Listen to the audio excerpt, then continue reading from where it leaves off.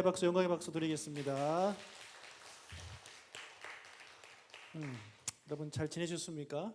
네, 축복합니다.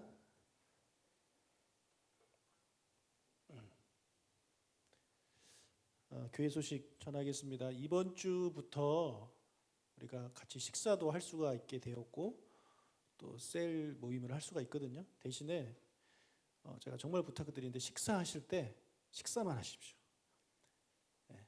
식사하면서 막 떠들고 그러시면 절대 안 됩니다. 그러신 분은 마스크 씌우고 밥 먹게 하겠습니다. 그래서 저한테 걸리면 이제 밥 못 드시고 그냥 집에 보낼 겁니다. 지금 여러분 그 어디죠? 송파의 사랑교회인가? 거기서 걸려가지고 지금 구상권 청구한다 막 그런 얘기 나오고 있잖아요. 그러니까 우리가 다 괜찮은데 이 밥 먹을 때가 문제거든요. 밥 먹을 때. 그러니까 밥 먹을 때 이렇게 떨어져 앉아서 드셔도 좋고 뭐 여기서 드셔도 좋습니다. 대신에 말씀하지 않고 식사만 하시고 좀 참으셨다가 셀 모임 하실 때 마스크 하시고 그 다음에 이제 대화를 하시면 정말 감사하겠습니다. 그래서 밥 먹으면서 누가 막 얘기하면 찌르세요. 이렇게 하세요. 특히 우리 학생들이 많이 그러는데 학생들 조심했으면 좋겠습니다. 오늘 하나님 말씀 같이 보겠는데요. 오늘 하나님 말씀은 창세기 11장 27절에서 32절입니다. 11절에서 32절 말씀입니다. 오늘은 아브라함의 가족에 대해서 좀 이야기를 하려고 해요. 이제 본격적으로 12장부터 아브라함 얘기가 나오는데 아브라함의 그 스토리를 잘 이해하려면 오늘 말씀을 잘 들으셔야 돼요. 아브라함의 가족, 아브라함의 그런 배경을 오늘 좀 설명을 드리도록 하겠습니다. 자, 아브라함은 아브라함으로 바뀌기 전에 원래 본명이 이제 아브람이죠. 창세기 11장 27절을 읽겠습니다. 데라의 족보는 이러하니라. 데라는 아브람과 나홀과 하란을 낳고 하란은 룻을 낳았으며. 자, 아브라함은요 노아의 자손 중에 노아의 아들 중에 그 셋이라는 그 셈의 후손이에요. 그래서 그의 아버지는 데라인데 이 데라가 아브라함과 나홀과 하란을 낳습니다. 아브라함이 제일 먼저 나오니까 아브라함이 첫째 아들이다라고 우리가 생각할 수 있지만 그렇지 않습니다. 첫째 아들은 하란이에요. 아브라함이 둘째고 그다음에 하란이 이제 셋째, 나홀이 셋째입니다. 자, 성경에 이 세 명에 대해서 좀 자세하게 나오지는 않는데 유대인의 전성을 제가 좀 말씀을 드릴게요. 아브라함의 아버지 이제 데라가 결혼을 해요. 야알라라는 여자와 이제 결혼을 했는데 5년이 되도록 아이를 갖지 못하니까 그 아얄라라는 그 부인이 첩을 이제 드립니다. 첩을 드려가지고 그 첩을 통해서 첫째 아들인 이제 하란을 낳게 된 것입니다. 많이 들어본 내용이죠, 그렇죠? 이미 아브라함의 아버지부터 이런 일들이 이제 있었던 거예요. 자, 그런데 이 본처가 나중에 또 아들을 낳아요. 한 60년 후에 아들을 낳아요. 그게 첫째 아들이 바로 아브라함입니다. 본처의 첫째 아들이 아브라함이고 1년 뒤에 또 둘째, 총 따지면 셋째죠. 이 나홀을 낳습니다. 그렇게 해서 순서가 하란, 아브람, 나홀 이렇게 되는데 하란과 아브람은 몇 살 차이라고요? 60살 차이입니다. 60살 차이. 거의 할아버지 뻘인 거죠. 그리고 아브람과 나홀은 1살 차이 그렇게 되겠습니다. 11장 28절 읽겠습니다. 하란은 그 아비 데라보다 먼저 고향 갈대아인의 우르에서 죽었더라. 자, 하란이 아버지 데라보다 먼저 죽게 되는데, 자, 이 하란 얘기를 좀 하겠습니다. 하란은요 믿음이 좋은 사람이었습니다. 믿음이 좋은 사람. 그러니까 하란이 어릴 때부터 자라면서 갈대아 지역의 최고 어른인 아르박삿이라는 분을 자주 찾아 뵈었어요. 이분이 누구냐면 노아의 그 손자예요. 노아의 손자. 그러니까 노아가 살아 있을 때입니다. 노아가 노아 홍수 이후에 300살 넘게 더 살았거든요. 그러다 보니까 이 아르박삿은 누구보다도 노아의 홍수 이야기를 잘 알고 있는 거죠. 그리고 노아 홍수 이전에 어땠는지 제가 여러분에게 설명을 쭉 드렸는데 그거보다 더 훨씬 잘 알고 있는 거죠. 왜요? 할아버지가 노아니까. 그래서 이 하란은 이 아르박삿을 찾아가 가지고 그런 노아 시대 때 이야기를 듣는 것을 너무 좋아했다라는 거죠. 예. 그래서 노아가 할아버지가 이제 하나님과 동행했던 그런 이야기도 듣고 홍수 이야기도 듣고 홍수 이후에 어떤 일들이 벌어졌는지를 이렇게 쭉 들었습니다.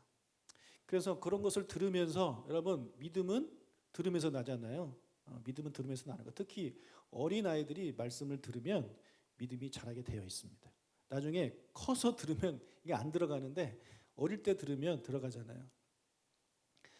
그래서 이 어릴 때부터 이 하나님 말씀, 하나님에 대한 이야기를 들으면서 이 하나님의 믿음이 이제 자라기 시작했습니다.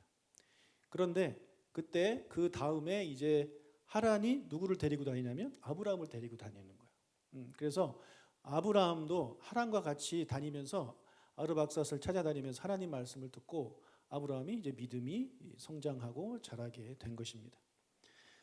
자, 그래서 이 하란과 아브라함은 사이가 너무 좋았어요. 그리고 이 60살 형인 이 하란이 아브라함을 너무 예뻐했습니다. 여러분 생각해 보세요. 60살 동생이에요. 60살 동생 얼마나 이쁘겠어요. 그렇죠? 그래서 내가 만약에 60살인데 이제 그때 태어난 거 아닙니까? 얼마나 이쁘겠습니까? 크면서 계속 데리고 다닌 거예요. 그래서 둘이 너무너무 사이가 좋았어요. 그리고 둘 다 믿음이 좋아서 이 믿음 안에서 이 둘이 이제 잘 성장했다라는 거죠. 그래서 이 하란은요, 동생, 60살이나 어린이 동생이 믿음이 무럭무럭 자라는 것을 보면서 너무 기쁘고 기특하게 생각했습니다. 자, 그런데 아버지 데라가 이 아브라함한테 우상을 만드는 일을 시킵니다. 우상을 드라빔이라는 우상을 만드는 일을 시켜요. 그의 아버지는 그것을 해서 먹고 살았던 사람입니다. 그러니까 이 하란은 자기가 사랑하는 동생이 하나님을 경외하는 동생이 우상을 만드는 일을 하는 것이 너무 안타까운 거예요. 그래서 자기가 합니다. 아버지 제가 하겠습니다. 그래서 동생한테는 그런 일을 시키지 않고 자기가 그런 일을 이제 하는 거죠. 아브라함은요, 자기를 대신해서 형이 그런 일을 하는 것을 보면서 아브라함은 또 마음이 아픈 거죠, 자기가. 형도 믿음이 좋은 사람인데 얼마나 마음이 아플까 하면서 또 마음이 아팠다는 것이죠. 자, 그러다가 아브라함이 이제 61세가 되던 해가 됐는데 아브라함이 중병에 걸리게 됐습니다. 큰 병에 걸렸어요. 죽을 병에 걸리게 됐어요. 그래서 아브라함의 부인 사레와 함께 이 형 하란이 극진히 이제 병 간호를 했는데 그럼에도 불구하고 아브라함의 병이 낫지를 않는 거예요. 그래서 하란이 어떤 생각을 하냐면 이 아브라함이 이런 큰 병에 걸리게 된 것은 아버지가 우상을 만들어서 파는 일을 하기 때문에 그렇다. 그렇게 생각을 하고 그 집안에 있는 모든 우상들을 다 모아서 불태워버립니다. 그런데 그 워낙에 양이 많아가지고요. 그 불태우다가 그만 그 불에 이 하란이 이제 타 죽게 되었어요. 그래서 이 아브라함은요, 자기 형이 자기 병을 낫게 하기 위해서 이 우상을 다 태우고 죽었다는 그 얘기를 듣고 얼마나 마음이 아팠겠어요. 그래서 그 아브라함이 그 사랑하는 형의 아들이 누굽니까? 롯이에요.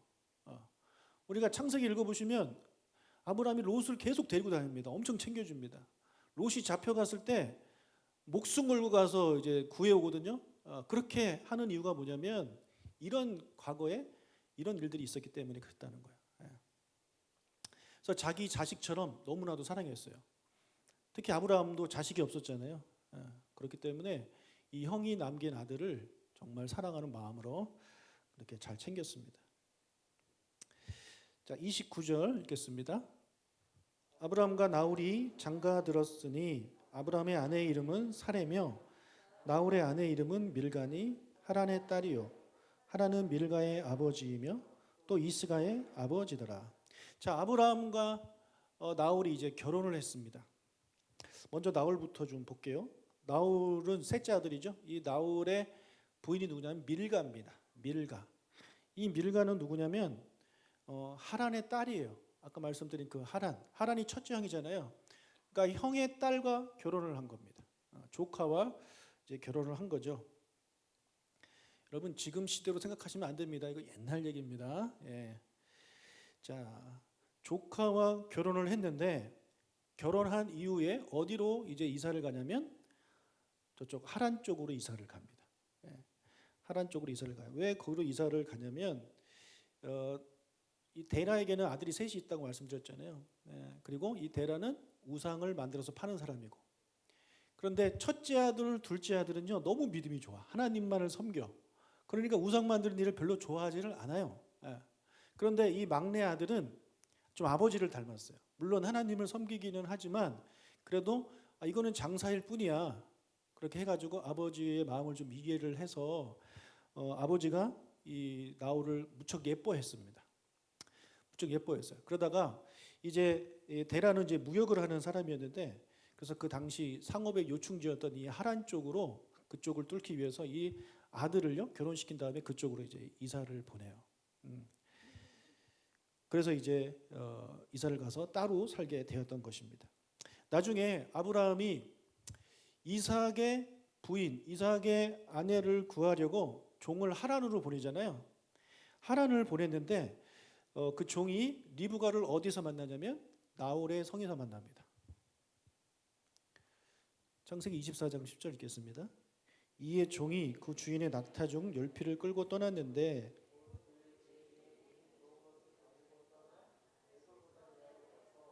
나홀의 성에 이르러.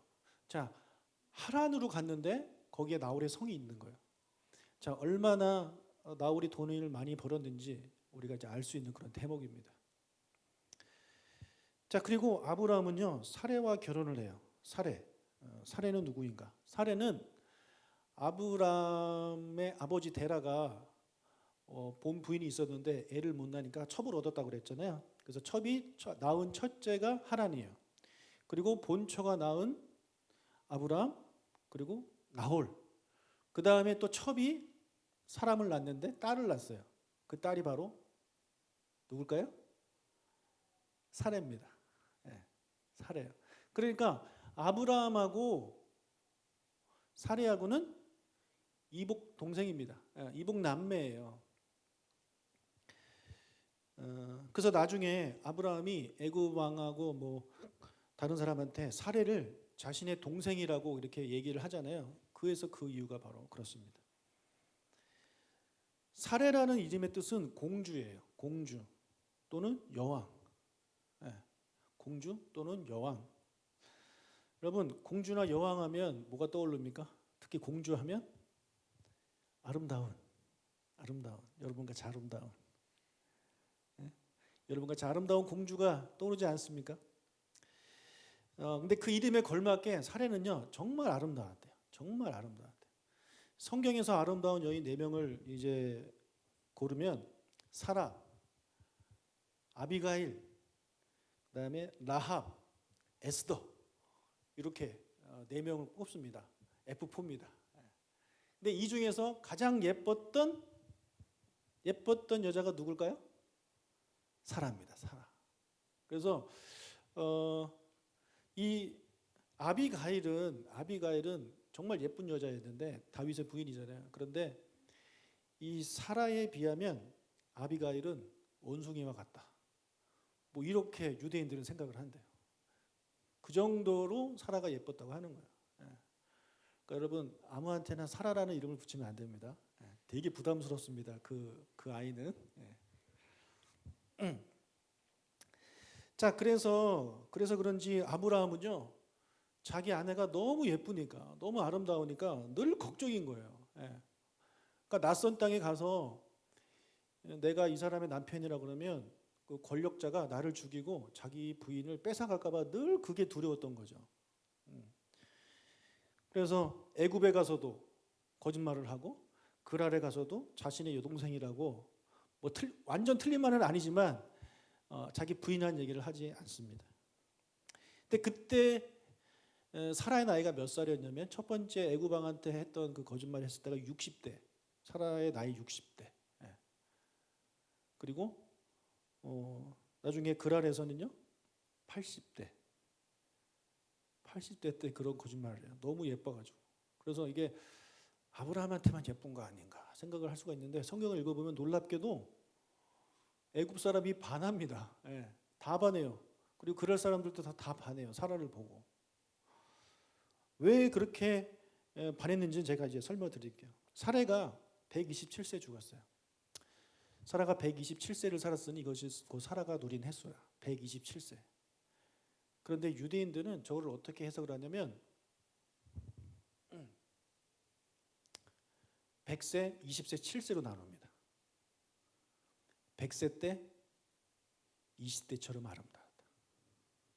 그리고 너무 말도 안 돼서 우리가 보지 않고는 믿을 수 없는데 그게 믿음일까 믿읍시다. 20대 때는 7살 때처럼 순수했다. 이렇게 해석을 합니다. 예. 그래서 이것이 맞다면 이해가 가죠. 예. 80대 때도 그렇게 아브라함이 벌벌 떨었던 이유가 100세 때도 20대처럼 아름다운데 80대는 얼마나 더 아름다웠겠어요. 네. 아무튼 그래요. 그래서 나이가 들었던 이 사라를 얻기 위해서 왕들이 애굽 왕하고 그랄 왕이 그렇게 했던 것도 이해가 되고 아브라함이 왜 이렇게 벌벌 떨었는지도 이해가 됩니다. 여러분 그런데 사라에게는요 아픔이 하나 있었습니다. 사라는 임신하지 못함으로 자식이 없었더라. 임신하지 못하는 자식이 없는 그런 여인이었습니다. 여러분 지금과 달리 그때는 아이가 없으면 무시를 당하는 그런 시대 아닙니까? 아무리 이뻐도 아무리 100세가 20세처럼 이뻐도 결혼한 여자가 아이가 없으면 우리나라는 막 쫓겨나고 그랬잖아요. 100년 전만 해도. 근데 저 때는 더 옛날이니 오죽 더 했겠습니까? 그래서 사라는요 어떻게 보면 다 가진 여자예요. 남편도 있고 믿음도 있는 남편, 게다가 뭐 돈도 많아요. 그리고 뭐 이 외모, 동안 뭐 다 가진 여자예요. 그런데 딱 하나 뭐가 없냐면 자식이 없어요. 그런데 자식이 없으면 다 없는 겁니다. 그 당시는. 창세기 1장부터 우리 지금까지 쭉 살펴왔는데 반복되는 패턴이 있어요. 그것이 뭐냐면 하나님이 사람들에게 복을 막 주십니다. 살기 좋은 환경을 만들어 주시고 복을 막 주셔서 사람들이 풍성하게 살잖아요. 그죠? 막 번창하고 좋은 날씨도 주셨을 뿐만 아니라 복을 주셨기 때문에 그렇게 사람들이 잘 살았어요.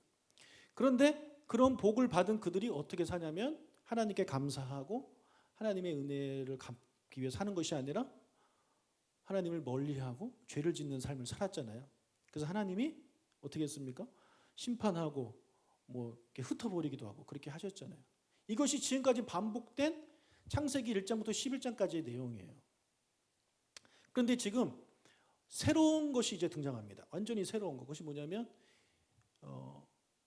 풍족하지 않은 궁핍, 빈곤, 이 부재의 대명사인 아이 없는 여자를 등장을 시키는 것이죠. 그래서 아브라함 이야기부터는요 좀 내용이 달라져요.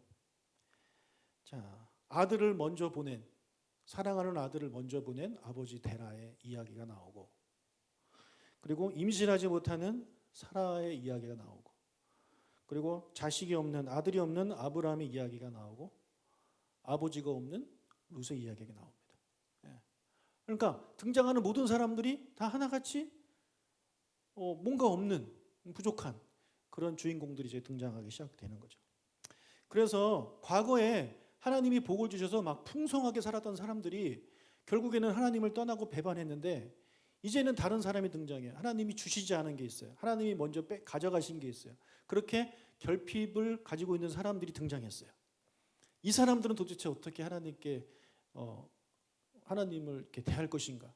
이제 독자들로 하여금 궁금하게 만드는 거죠. 완전히 달라진 거거든요, 상황이. 근데 우리는 그 결말을 잘 알잖아요, 그렇죠? 네, 결말을 잘 알아요. 이렇게 부족하고 없고 뭔가 빠진 이 아브라함 가족은 하나님을 의지하고 하나님께 이롭다는 인정을 받는 그런 내용이 스토리가 이제 진행되지 않습니까? 여러분 이것을 보면 우리에게 뭔가 없는 것은요 복입니다. 아멘. 여러분 다 갖고 싶으시죠? 예. 뭐 하나만 부족한 것만 있어도 감사가 안 나오죠. 불평, 불만이 나오죠. 예. 그런데 여러분 우리에게 그 부족한 뭔가가 있을 때 그것이 하나님의 복이구나를 믿는 사람들은 깨달을 수 있습니다. 예. 너무나 다 부족함 없이 이렇게 풍족하게 채워지면 사람은요 만족을 못하고 감사를 못하고 오히려 그 풍성함 가운데 죄를 짓는 상황으로 나아가게 되잖아요. 자, 아버지 데라가 아브라함 부부 손자 롯을 데리고 고향 갈대아인의 우르를 떠나 가나안 땅으로 갑니다. 이 갈대아의 우르에서 가나안 땅으로 가려면 어디를 통과해야 되냐면 이 하란을 통과해야 됩니다. 11장 31절 읽겠습니다.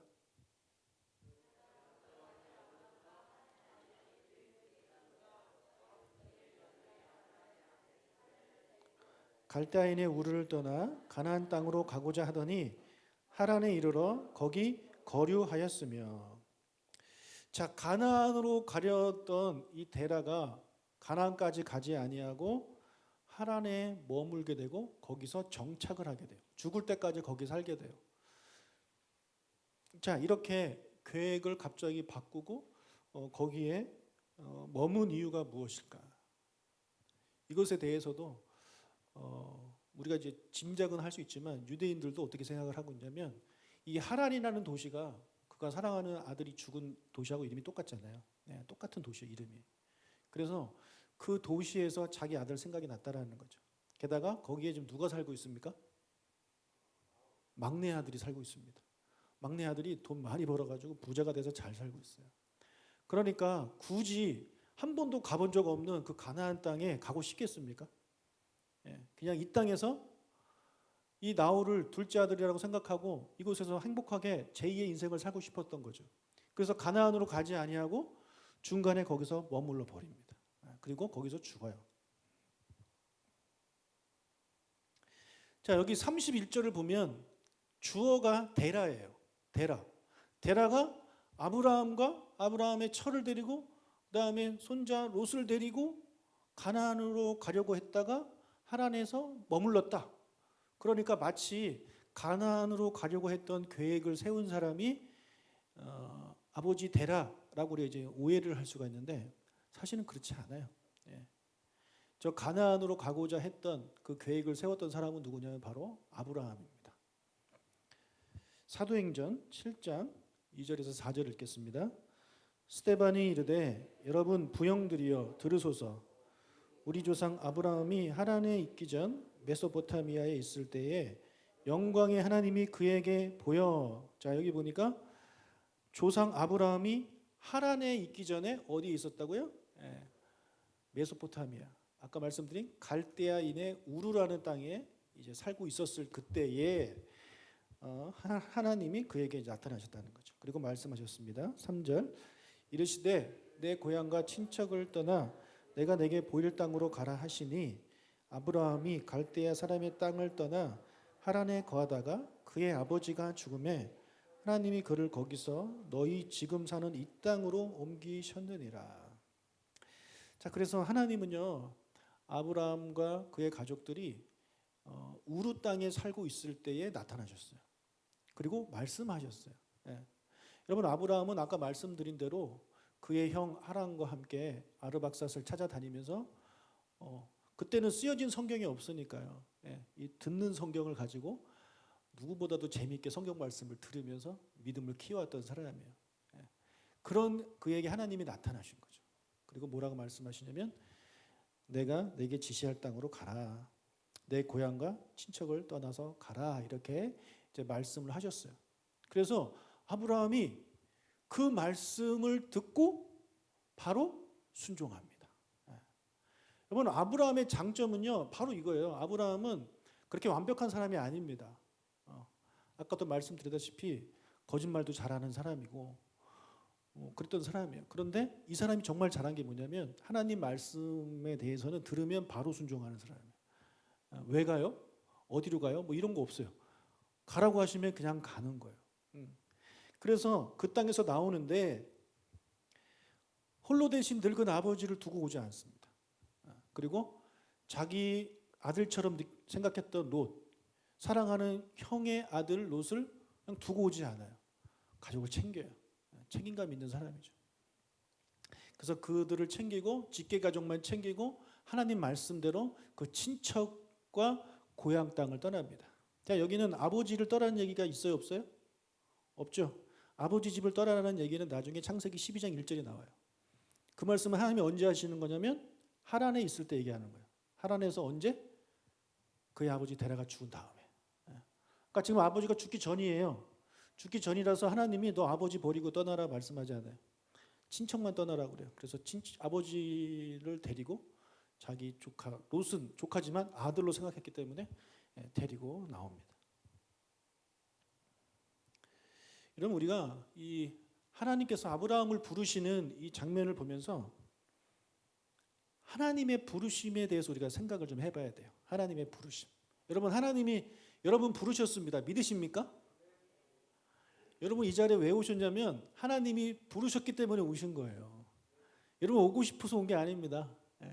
하나님이 부르셨기 때문에 여러분이 이곳에 나오게 되신 거죠. 하나님 여러분 부르셨다라는 거예요. 그러면 하나님의 부르심을 받은 사람들에 대해서 우리가 좀 생각을 해볼까요? 자, 하나님께서 구원하기로 결정한 사람들이 있습니다. 예정한 사람들이 있어요. 그래서 그 하나님이 구원하시기로 결정한 자들한테 하나님은 뭐라고 말씀하시냐면 나를 따르라고 말씀하십니다. 나를 따라라. 나를 따르라. 나를 따르라는 얘기는요. 그 자리를 떠나란 얘기예요. 그 자리를 떠나야 나를 따를 거 아닙니까? 그 자리에 그대로 있는데 어떻게 하나님을 따르겠어요? 나를 따르라고 말씀하시는 거예요. 예수님께서 제자들을 부르실 때 생각해 보세요. 제자들한테 뭐라 그래요? 나를 따르라 그러죠. 그래서 제자들이 특히 베드로와 같은 제자들은 그 어부였는데 그물과 배와 아버지를 버려두고 예수님 따르잖아요. 이것이 바로 하나님의 부르심이에요. 하나님은요, 여러분의 그러니까 우리 구원받기 전입니다. 구원받기 전에 누리고 있었던, 구원받기 전에 우리가 있었던 환경들, 구원받기 전에 내가 가지고 있던 그런 특권들, 이런 것들을 하나님은 다 놓고 떠나길 원해요. 그런 것들을 붙잡고 있으면 하나님을 따를 수가 없는 거죠. 하나님을 절대 따를 수가 없습니다. 그럼 내가 예수님을 믿으려면 남편도 버리고 뭐 자식도 버리고 그러라는 것인가? 그렇게 생각을 하시면 안 됩니다. 하나님은 절대 그렇게 말씀하시는 분이 아니에요. 우리에게 원하시는 버리고 떠나라, 나를 따르라는 말씀은 뭐냐면 내가 하나님의 부르심을 받기 전에 갖고 있었던 나의 생각들, 나의 고집들, 나의 그런 고정관념들, 그리고 나의 습관들, 내가 소중하게 여겼던 가치들, 이런 것들을 다 버려두라는 거죠. 그건 다 쓸모없는 것들이니까 다 버려두라는 것이 하나님이 우리를 보고 나를 따르라고 말씀하시는 거예요. 그래서 뭐 저 같은 경우에는 옛날부터 어릴 때부터 모태신앙으로 교회를 다녔기 때문에 사실 잘 모르겠어요. 그런데 중간에 예수님을 믿으시는 분들 계시죠. 김우성 집사님 중간에 예수님 믿으셨죠. 예수님 믿으시기로 결정하시고 주님의 부르심에 이제 순종하시면서 뭘 버리셨습니까? 술 버리셨습니까? 보통 남자들 술 버리죠. 술 버리고 담배 버리고 술 친구 다 버리는 거예요. 그리고 그 예수님 믿기 전에 가지고 있었던 돈이 최고야, 뭐 자식이 최고야, 뭐 우리 부부간의 사랑이 최고야, 이렇게 생각했던 것들이 아니라는 거죠. 더 이상 그것보다 더 훨씬 가치 있는 것은 나를 부르신 하나님이 더 가치 있는 것이다. 그래서 그런 것들을 다 과감히 버릴 수 있는 사람들. 여러분 아브라함이 이 우루 땅에 살면서 얼마나 많은 것들을 누렸겠어요. 그의 아버지가 엄청난 부자였습니다. 우상을 팔면서 돈을 많이 벌었단 말이에요. 근데 그것을 다 버리고 떠나는 거예요. 친구 다 버리고 떠나는 거예요. 그가 함께 했던 것 모든 추억들 다 버리고 떠나는 거예요. 그리고 또 하란에서 꽤 살았어요. 아버지 때문에. 아버지가 안 가서 가나안으로 가야 되는데 아버지가 안 가니까 아버지 버려두고 갈 수가 없는 거예요. 그래서 아버지 그걸 계속 설득했겠죠. 아버지 가야 돼요. 근데 아버지가 안 간다. 그래서 결국에는 아버지 돌아가신 다음에 이제 하나님이 말씀하셨잖아요. 여러분 어떻게 보면 하란은 그에게서 제2의 고향이거든요. 거기에 사랑하는 동생도 있어요. 동생 부부도 있어요. 그래서 아버지 돌아가실 때까지 거기 살면서 또 그곳 사람들과 또 사귀었겠죠. 그죠? 예, 인맥을 쌓고 거기서 또 그런 추억도 만들고. 근데 하나님은 또 나타나셔가지고 뭐라 그럽니까? 떠나라는 거예요. 또 예. 어디로? 가나안으로. 내가 너를 부를 그 땅으로 가라고 하나님 말씀하시는 거예요. 여러분 우리가 하나님은요 우리에게 원하시는 것은 우리가 정말 소중하게 생각하는 거, 하나님보다 소중하게 생각하는 것들을 다 떠나라고 말씀하시는 거예요. 예.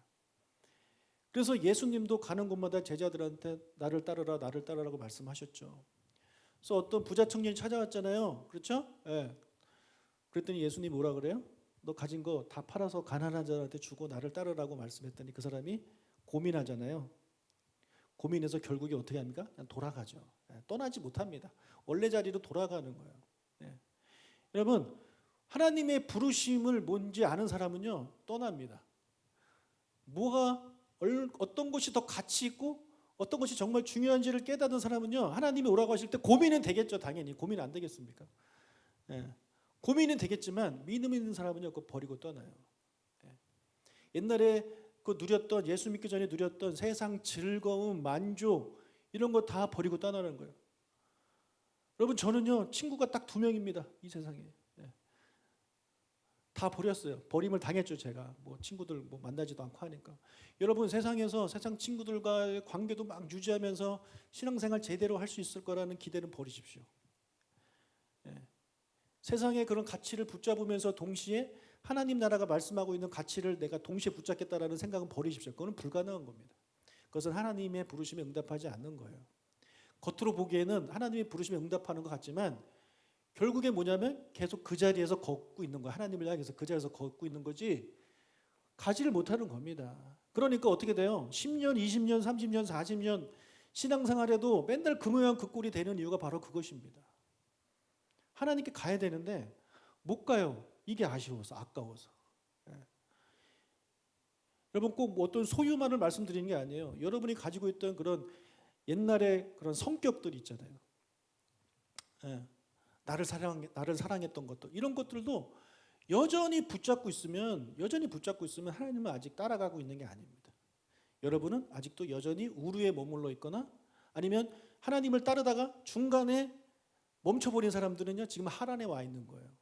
가나안까지 가야 되는데 우루에 있든지 아니면은 하란에 있는 것입니다. 그래서 신앙생활을 좀 하신 분들은요 그 중에 많은 상당수들이 지금 어디가 있냐면 하란에 가 있어요. 하나님의 부르심에 응답해서 출발은 했어요. 출발은 했는데 더 원하시는 곳까지 가지 못하는 거죠. 어느 정도 가다가 여기서 멈춰버리고 만족하는 거예요. 그래서 사도 바울이 뭐라 그럽니까? 끝까지 경주하라고 말씀하고 있잖아요. 이미 자기가 다 이룬 것처럼 이 정도면 됐어라고 생각하고 더 이상 가지 않는 사람. 하란에 지금 머물러 있는 것입니다. 여러분 지금 여러분은 어디에 계십니까? 우루에 계십니까? 아니면 하란에 계십니까? 아니면 그것을 떠나서 지금 가나안으로 가고 계십니까? 예. 특히 직분 받으신 분들 여러분 하란에 머무시면 안 돼요. 직분은 내가 지금 이미 가나안일지 모르겠지만 직분과 상관없이 나의 믿음이 나의 지금 신앙이 현재 어딘지를 우리가 봐야 되죠. 뭐 남자들 같은 경우에 장로가 됐으면 나 이제 가나안까지 갔다 생각하실 수 있을 수 있겠고 여자분들은 권사가 됐으니 나는 더 이상 갈 곳이 없으니 지금 가나안이다 생각하실 수 있을지 모르겠지만 직분과는 전혀 상관이 없는 것입니다. 여러분 지금 어디 계십니까? 어디 계십니까? 지금 세상은 우리로 하여금 우루에 머물게 하거나 아니면 이 하란에 머물게 만들어요. 지금 코로나 사태도 마찬가지예요. 코로나 사태도 마찬가지 아닙니까? 굳이 꼭 교회를 가야 되냐? 굳이를 꼭 교회를 가야 되냐? 뭐 위험한데 굳이 꼭 가야 되냐? 그렇게 말을 하죠. 듣다 보면 그런 것 같아요. 여러분 그렇다면 그런 사람들은요 집에만 있습니까? 직장도 안 가고 뭐 식당도 안 가고 뭐 버스도 안 타고 집에만 있습니까? 그렇지 않잖아요. 다른 것은 다 하면서 교회 가는 것은 왜 그런 데다가 이유를 갖다 붙이죠? 그러니까 세상은 우리한테 그걸 요구해요. 거기까지 뭐하러 가니? 가나안까지. 가나안에 가봐야 아는 사람은 하나도 없고 말도 안 통할 텐데, 살기도 힘든 지역이고 물도 없는 그런 땅인데 왜 그곳에 가려고 하냐? 그냥 여기 하란 좋잖아. 하란에 있어. 아니면 아예 떠나지도 못하게 하죠. 우르에 있어. 우르가 얼마나 좋아. 너가 살던 고향인데 네 친구 다 있고. 이렇게 우리에게 끊임없이 세상은 요구하고 있어요. 그래서 하나님의 말씀에 순종해서 과감히 버리고 우르를 떠난 사람인데 중간에 하나에 멈춘 사람들이 너무 많으니까 사도 바울이 이렇게 말씀하고 있는 거예요. 갈라디아서 3장 3절 읽겠습니다. 너희가 이같이 어리석으냐? 성령으로 시작하였다가 이제는 육체로 마치겠느냐? 성령으로 시작했다는 얘기는요, 우르를 떠났다는 얘기예요. 그런데 지금 육체로 마친다는 얘기는요, 지금 하란에서 머물고 있다라는 이야기를 하고 있는 것입니다. 육체로 시작했으면, 즉 우르를 떠났으면 하란도 떠나야 되는 거예요. 그런데 육체로 마친다는 얘기는 더 이상 영적인 것에 관심이 없는 것이죠. 그냥 여기서 만족하는 거예요. 여기서 이 정도만 내가 신앙생활하고 이 정도 세상과 누리면서 세상도 누리고 하나님 나라도 받고 뭐 다 누리겠다, 이런 생각을 가진 것이 바로 여기서 말하는 육체로 마무리하는 것입니다. 사랑하는 여러분 지금 어디에 있습니까? 어디에 계십니까? 지금 걸어가고 계십니까? 아니면 하란에 머물러 있습니까? 저는 최소한 여기에 계신 분들은요, 다 우르는 떠났다고 저는 믿어요. 우르에 계신 분들이 여기 금요일날 여기 있을 리가 없습니다. 최소한 여러분들은 하나님의 부르심에 응답하신 분들. 그렇죠? 아멘? 그렇게 믿어도 되겠죠? 다만 하란에 있느냐 아니면 가나안으로 계속 가고 있느냐. 여러분 스스로에게 질문을 던지시고 한번 여러분 스스로 생각해 보시길 주님으로 축복합니다. 그래서 저는 간절히 바라옵기는 우리 조각미남, 조각미녀 여러분들은 다 하란에 머물지 말고 중간에서 아무리 쉬어가라고 하란에서 우리를 유혹해도 원래 가고자 했던 저 가나안 땅, 약속의 땅, 하나님이 계신 땅, 그곳으로 끝까지 나아가는 우리가 되시기를 주님의 이름으로 축복합니다. 축복합니다. 아멘. 제가 여러분 보니까 너무 기분이 좋아요. 여러분 말씀 들을 때 좀 웃으면서 들어주세요. 무서워요. 특히 금요일 저녁은 막 졸리고 막 피곤하고 그래가지고 다들 힘드셔가지고 그런데 우리 기분 좋게 예배 마치고 기도하고 돌아갔으면 좋겠습니다. 이제 같이 기도하겠습니다. 오늘 우리에게 주신 하나님의 말씀을 다시 한번 묵상하면서 시간 같이 기도할 텐데, 하나님은 우리를 부르십니다. 세상에서 우리를 부르십니다. 이제 그곳에서 나와서 나와 함께 가나안으로 가자라고 하나님 우리를 부르십니다. 그래서 여기 계신 분들은 다 응답하신 줄로 믿습니다. 하지만 가나안 땅으로 가는 길이 너무나도 힘들고 어렵죠. 멀어요. 그러다 보니까 중간에 하란에 머물게 됩니다. 거긴 친구도, 거기는 동생도 있고 살기도 좋은 그런 땅, 가나안이 생각나지 않는 그런 땅, 아버지는 안 가겠다고 하고 어쩔 수 없이 눌러 있어야 되는 그런 땅. 혹시 내가 지금 영적으로 그런 하란에 머물러 있는지 시간 같이 기도했으면 좋겠습니다. 하나님, 저는 지금 어디에 있습니까? 제가 만약 지금 하란에 있다면 지금 다시 한번 자리를 털고 일어나서 하나님이 주신 땅 가나안으로 가는 제가 될 수 있도록 주님 도와주십시오. 그 부자 청년처럼 고민하다가 주저앉거나 돌아가지 않도록 주님 저를 붙잡아 주십시오. 사도 바울처럼 저도 끝까지 이 믿음의 경주를 가겠습니다. 지금 이 자리에 안주하지 않겠습니다. 만족하지 않겠습니다. 더 주님을 사랑하고 더 주님을 전하는 삶을 살겠습니다. 그렇게 살 수 있도록 도와주십시오. 세상은 나로 하여금 여기에 머물게 만들고 안주하게 만들지만 그것을 다 뿌리치고 일어나서 걸어가겠습니다. 가장 귀한 예수님을 섬기겠습니다. 나 인생에 있어서 가장 최고의 가치는 바로 하나님이십니다. 그렇게 살아갈 수 있는, 아브라함처럼 살아갈 수 있는 우리가 되게 해달라고 자 같이 기도하도록 하겠습니다. 하나님